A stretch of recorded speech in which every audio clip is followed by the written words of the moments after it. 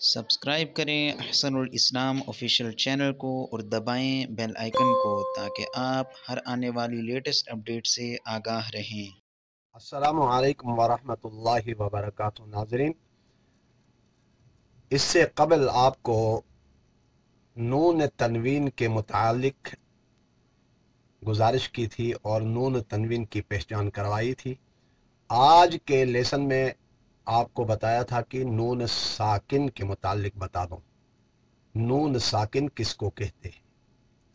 और ज़रा ये तवज्जो आप कर लीजिएगा, नून साकिन, नून साकिन,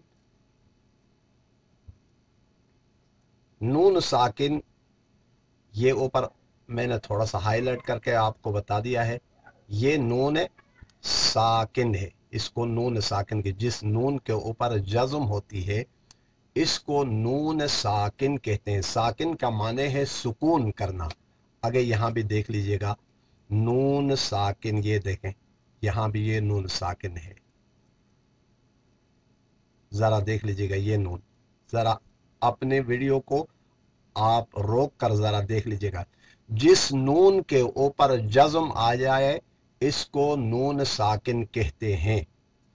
पहले नून तनवीन बताया था, अब नून साकिन।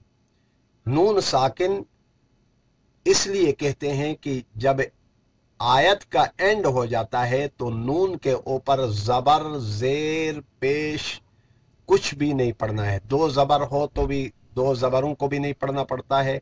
दो जेर हो तो तब भी नहीं पढ़ना पड़ता है।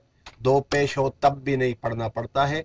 इसलिए वहां साकिन सुकून दिया जाता है। सुकून कहते हैं ठहरने को, यानी ठहरना पड़ता है, इसलिए इसको नून साकिन कहते हैं।